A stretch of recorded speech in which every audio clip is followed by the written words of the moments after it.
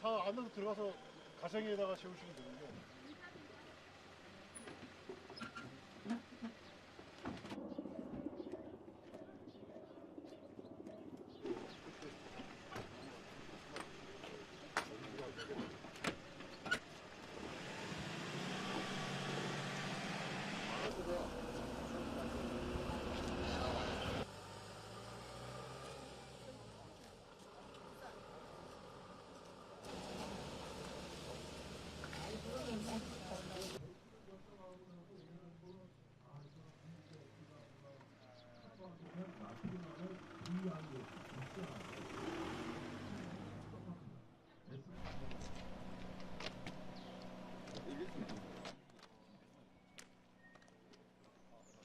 원지선입니다. 여기 가는 길에 여기 대로 하는 건데 마지막 완성태가 이 한국에서 이 뜻입니다. 한국, 미국, 일본 이렇게 국경을 초월해서 지나갈 것이라고 하고 몹시 낙관했습니다. 3분에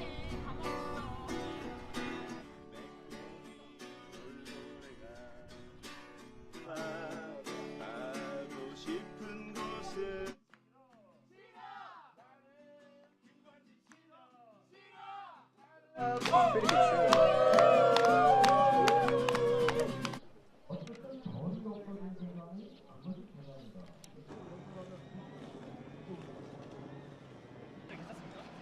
까봐야 돼.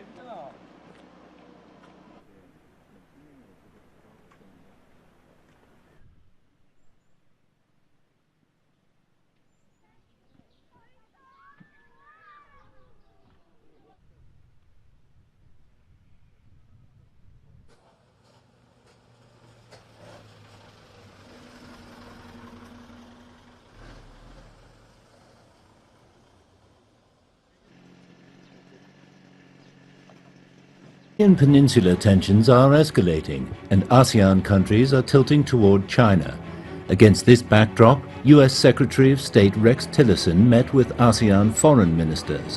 What picture of America's Asia-Pacific policy will emerge from this meeting? Has ASEAN been trying to rely on China for economic issues and the US for security? Is it necessary to keep a balance between the two countries? What difficulties will ASEAN have while doing so? The South China Sea issue was highly expected to be raised in the US-ASEAN foreign ministers meeting. The South China Sea issue is not a problem between China and ASEAN, or between China and the United States, let alone between the United States and ASEAN. Will the meeting bring new challenges to the relatively stable South China Sea situation? Philippine President Duterte and Myanmar State Councillor Aung San Suu Kyi are expected to attend China's upcoming Belt and Road Forum. What can we expect from the forum, and what could be the implications? The annual US-ASEAN Foreign Ministers meeting took place on Thursday in Washington, D.C. against the background of the Korean Peninsula tensions escalating and ASEAN tilting toward China.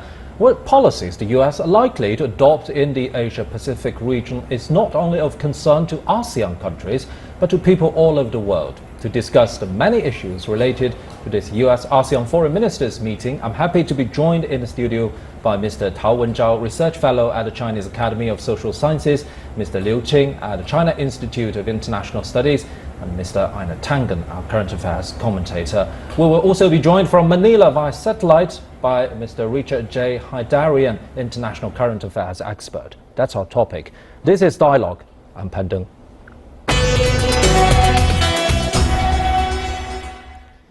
So, gentlemen, let's start with the outcome of this US-ASEAN Foreign Ministers meeting. Mr. Tao, do you think there's anything concrete this time? Oh, I can hardly see anything concrete result.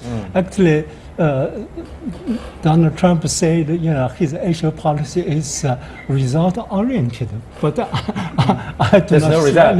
no result. And actually, Tillerson assembled all the foreign ministers of ASEAN countries because there's a difference between President Obama and President Trump in their foreign policy. President Obama paid more attention to Asia Pacific and advocated the so-called rebalance strategy, while President Trump stopped using rebalance and he paid more attention to Middle East, first to crush the IS and then to regain the initiative from Syria. And then in Asia Pacific, he paid more attention to Korean Peninsula than the ASEAN countries. So ASEAN countries actually are very dissatisfied with President Trump's policy. Right, so Mr. Liu, do you think it's fair to say that we still haven't seen a very clear picture of the US Asia-Pacific diplomacy yet? Well, right now we cannot see very clearly what is Donald Trump administration's Asia-Pacific policy. We just see some issues. Donald Trump raised some issues, for example, DPRK issues, and also the trade issues. And we cannot see the whole picture of the U.S. Asia-Pacific policy. Does that surprise you, Aina? Because Trump has been emphasizing that his priority is to put America first, buy American, high American, America first all the time. Do you think he will actually put much focus on the Asia-Pacific region to the Southeast Asian nations? Well, I think you see a very consistent pattern that's going on, and that is this idea of using security issues and then combining them with trade issues. I mean, he has said, quite frankly, I want South Korea to pay for that. I want this, I want that. He's asking continually for more payments. But on the other hand, he's not willing to say what he's willing to do. He withdrew from TPP. He made it very clear that it's all about America first. So there are real questions around it. And when Pence came, there was a really interesting dynamic. He shows up supposedly to deal with one of the most serious issues that you can have, a nuclear power, and yet he managed in all four countries to say, hey, listen, I know there's a problem. You need a protection. We're there, but we need a better trade deal. This struck me as highly odd. This is like something you would expect out of a gangster film. Oh, listen, you don't want your house burned down? Listen, I'll protect you. Just give me some money. Very, very odd. So, do you think actually people in Southeast Asia would not like that kind of approach? Absolutely. In a recent poll, mostly of intellectuals, and polls go up and down, 70% believe that ASEAN does not trust the U.S., that it's gone in the wrong direction. 54% believe it's unreliable. 64% believe that it will not protect ASEAN in any way, shape, or form. So there's a real crisis of confidence. But you start contrasting a lot of things. Here you have Xi Jinping saying, we want a trade that's like the cloud, the future, right? And what do you have Trump saying? Oh, I want it to be like a bicycle wheel, with us at the center and each spoke representing a bilateral investment treaty with every nation.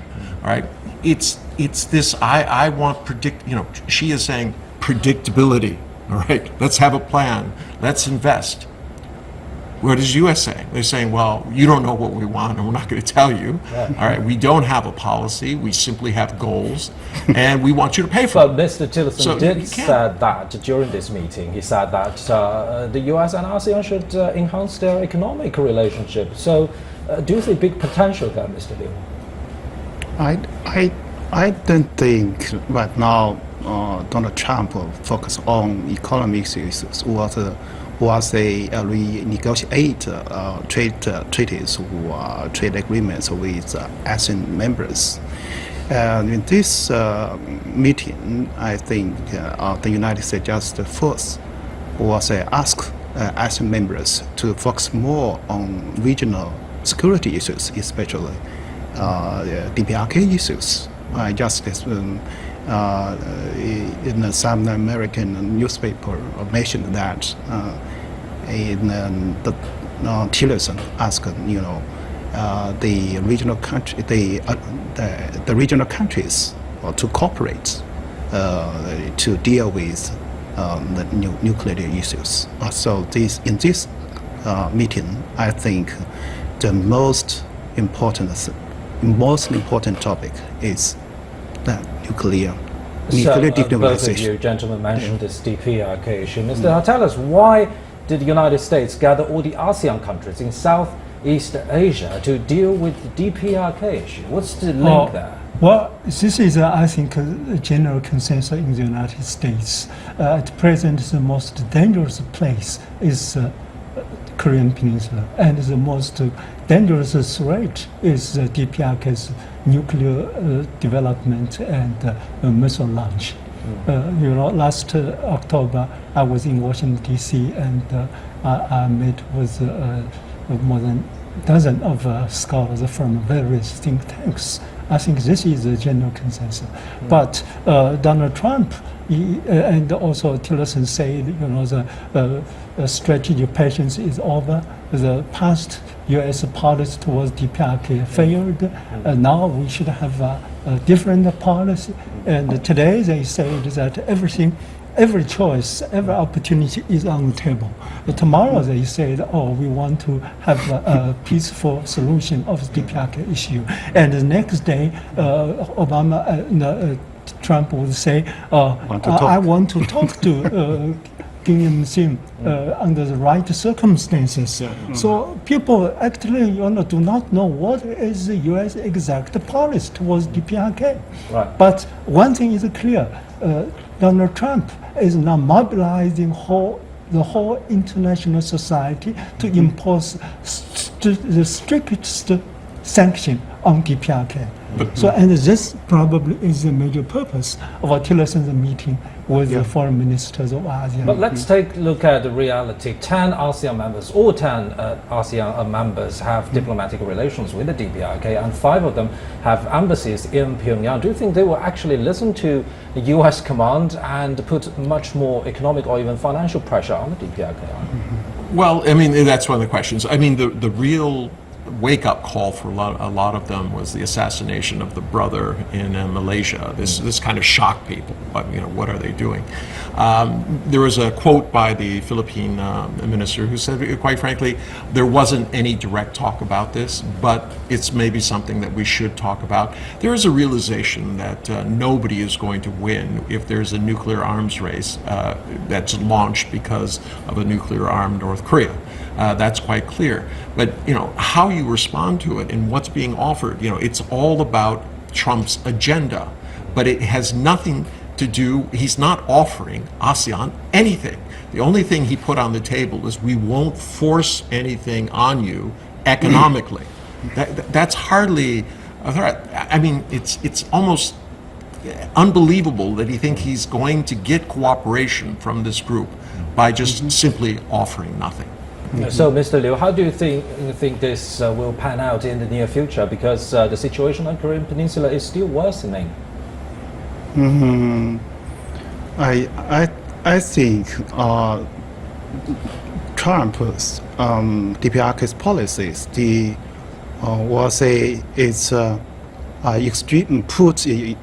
extreme pressure on DPRK.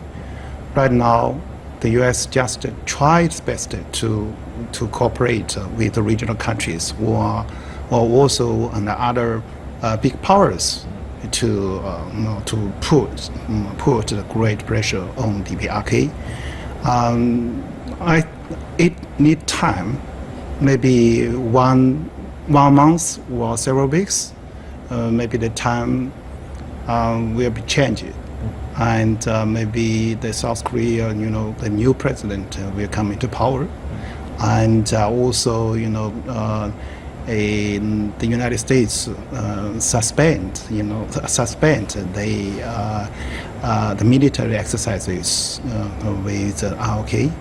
I think there is a time, it's a time window for all of related countries to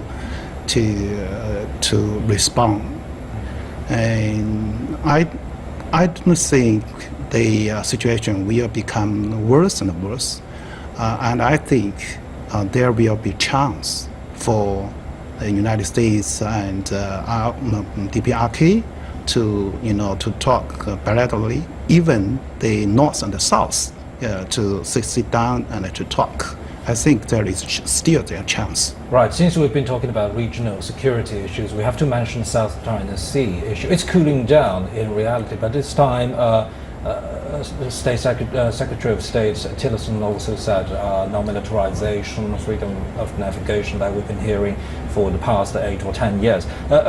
How do you think the ASEAN countries will react to the U.S. Remarks on the issue? Well, actually, the situation in South China Sea is now much better than a year ago. Since last June, since the new president of the Philippines, Mr.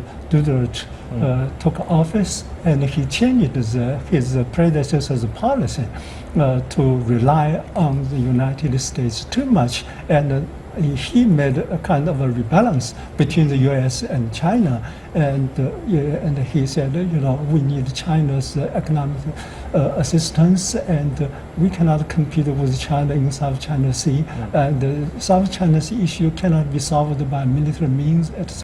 So since then, I think the bilateral relationship between China and the Philippines has been improved a lot, and also the tension in South China Sea has been lowered very much, and China and ASEAN countries are now negotiating about COC, Code of Conduct, and probably towards the middle of this year we will have a framework there, and towards the end of the year we will have a Code of Conduct.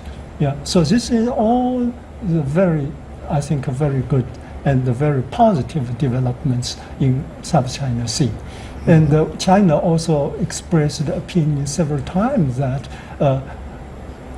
those countries who are not regional participants, who are not ASEAN countries, they should have very positive. So do you think there's a consensus right now that China and ASEAN countries should cooling down the situation on the South China Sea and seek a common development and other opportunities? Exactly, together? There's a consensus right now, and especially at the recent ASEAN summit, Duterte did not mention about so-called reclamation and land reclamation and militarization of South China Sea, and he did not, of course, did not mention China, etc. And yes, some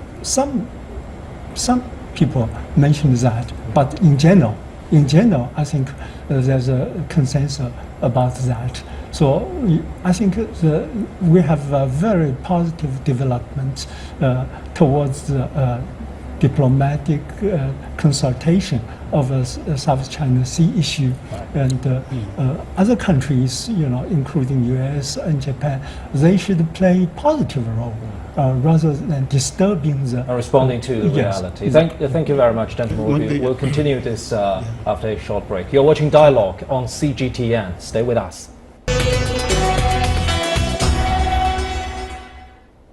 You're watching Dialogue, and we're talking about this U.S. ASEAN Foreign Ministers meeting took place on Thursday in Washington, D.C. As this year's ASEAN chair, the Philippines dropped references to land reclamation and militarization from their chairman's statement, and Philippine President Rodrigo Duterte has taken positive steps to enhance the Philippines' relationship with China, such as visiting Chinese warships and holding telephone conversations with Chinese President Xi Jinping. And for more on that, let's cross live to Manila for Mr. Richard J. Haidarian, an international current affairs expert. Richard, how do you see the attitude change from the Philippines toward China, especially on this very thorny issue?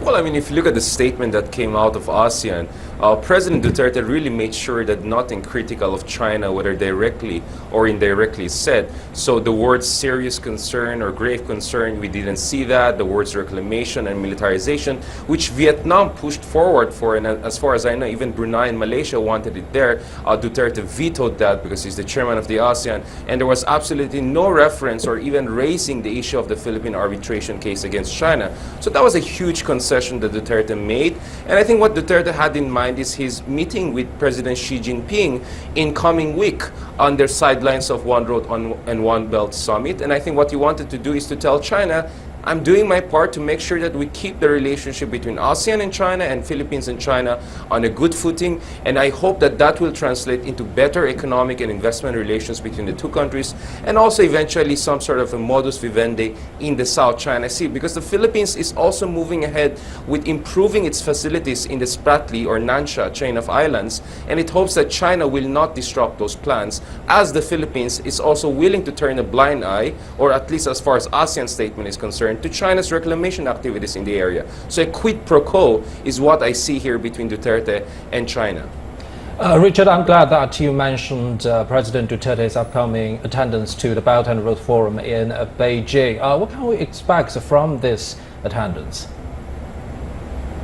Well, I mean, first of all, you're going to see a reiteration of the fact that what President Duterte said last October in Beijing, that he wants better relationship with China, that he doesn't want one issue, particularly the South China Sea, shaping the entire relationship, defining the entire relationship, the fact that he wants to have healthy distance from America and pursue an independent foreign policy. He wants to show to China that all of those promises are still true. We know that Duterte is known for contradicting himself a lot. He's been called the Trump of the East. But as far as his China policy is concerned, he's actually quite consistent, and he wants to send a very clear message to China. It's also expected that he, together with Chinese officials, are going to talk about specific investment projects that China has in mind in the Philippines, including a major railway project in the island of Mindanao, where Duterte comes from. So some specific agreements would come out of there. And recently, just a few days after the ASEAN summit, Duterte was aboard three Chinese warships, a frigate and a missile-guided destroyer, which actually visited the port of Davao, his hometown. And aboard the ship, first of all, he said he might be too busy to meet Trump, which was a very interesting statement. And then the other thing that he suggested is joint naval exercises between the two countries. And based on my discussion with senior officials in the Philippine government, it seems that the two countries might consider a memorandum of agreement or a visiting forces of agreement in order to allow for more advanced military cooperation. And this is a huge sea change, because at this point last year, the Philippines was the #1 enemy of China in Southeast Asia. Now it's a totally different picture. Thank you very much, Mr. Richard J. Haidarian in Manila. So, gentlemen, Richard just mentioned a very interesting remark from President Duterte. He's too busy to meet U.S. President Donald Trump. And we know that actually the Philippines is the rotating president of the Association of Southeast Asian Nations this year. How would that lead to the whole operation and diplomatic direction of ASEAN? Well, certainly it is very important for the chairman country to take the orientation of the development of the ASEAN. And just recently, President Xi Jinping talked to President Duterte, and who consulted about various issues, including invitation to Duterte to the One Belt and One Road summit in Beijing later this month. And actually several leaders, Aung San Suu Kyi and others, also will come to Beijing to attend that summit. So actually all the ASEAN countries will participate in that initiative. Yeah. So by launching that initiative, China will enhance its relationship with ASEAN countries very much. Of course, this is first of all economic initiative, but economic initiative also has. We're talking about economic initiative. We know that ASEAN also has this very ambitious plan of building an ASEAN economic community by the year 2025. So with only 8 years left, what do you think are the most urgent tasks at hand, Mr. Wu? Yes, ASEAN has made the blueprint of 2025, and it has a very big picture of building the infrastructure, and which is was a key match China's One Belt, One Road initiatives. And China has, capitals and technology, especially China has the experiences. So China can help, the ASEAN members, ASEAN countries to build the infrastructure. Actually, I know, many are saying that lack of technology and lack of capital are the major factors that's hampering ASEAN's future development. You just came back from some big cities in Southeast Asia. What's the link between China's Belt and Road Initiative and ASEAN's ambition? Well, you hit the nail on the head. It's China's offering. They have infrastructure monies, and this is exactly what they need. I mean, Singapore, which is the new incoming head of ASEAN and will be hosting the presidency, have said they're getting down to very specific details. They want to enhance trade relationships, especially between ASEAN neighbors.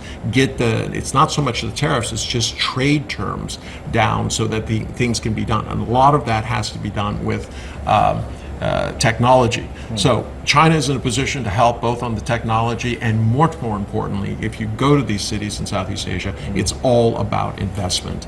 They're crying out for it. There's a cash crunch. They're growing at 5.2 or estimated to grow at 5.2%. ASEAN as a whole next year with the +3. But it's very, very precarious because no one knows exactly what Trump is going to do if there's going to be a trade war. So this is what this counterpoint between what China is offering and what the U.S. is offering. Very, very different styles and substance. But what can the United States offering? Because they can't. Right. Well, no. What happened to, he said, look, I want you to pay me money. There's no way he can politically come across and say, look, I want to have a big aid effort. He just vetoed everything there was about, overseas aid. I mean, to the point where the military people are saying, you can't do that. You're going to lead us into wars. But what happened to the ADB, Asian Development Bank? Because it's led by the United States and Japan. Is their operations shrinking, or they just cannot afford so much capital this time? They don't have the vision. I mean, there was an opportunity then a while back to allow China come in, and it was very willing to come in on a much larger basis and to put more capital in. The Asian Development Bank is fine as far as it goes, but it's a drop in the bucket. The needs of trillions of dollars of needs, and you're talking about a few. So do you think China initiated AIIB? It comes at the right time. It's not just AIB; it's the whole structure. Unless you start putting together this trade cloud, okay, this new idea of a Belt and Road that stretches around the world, and could in itself become the basis for something very similar to WTO between members who are participating. This is one of the few economic initiatives that brings together the most traditional enemies there are. Israel, Palestine, all right? Saudi Arabia, Iran, they're all members. This tells you something that how China is approaching this, the non-ideological component, is much important. This idea of gathering consensus rather than trying to rule it on a corporate level. It's I have 51%, I can beat you. So this kind of idea, I think, is the future, and it's really something that is drawing ASEAN away from the U.S. Because it's not offering it. And that leads to a curious question, Mr. Tao. Is ASEAN tilting toward China? Oh, well, at present, I think yes. Yeah, because in the United States, one president has one policy, and Obama's policy and Trump's policy can be very different. Yeah, and Donald Trump is asking money from everybody. He asking NATO to increase the defense budget. He asked Japan, asked South Korea to pay more money to defense. So he's asking money from everybody. And China is investing money to the outside to help infrastructure building. And as I very much agree with the One Belt and One Road is China's version of globalization. China just want to further push the globalization, and then China concretely launch that initiative. We will consult together, and we will build together, and we will be benefited together. So this, I think, is a really very, very wonderful project. So, Anna, for the do next you think the art of balancing for ASEAN between the United States and China, having said that earlier, will get easier in the future? No, I think you could look, if you look at what Trump has done, he seeks controversy. He creates and lights a fire under something, then yells fire, and then says, listen, now we need to talk about some other things as well. He's trying to create, in his mind, leverage. This is what you do in the real estate game. And unfortunately, this is going to continue to be a pattern. I mean, even if he brings down the North Korean regime, it doesn't end the problem. All right, this is going to be a continuing fire that will smolder unless he's serious about getting down to the negotiating table. Thank you very much, gentlemen.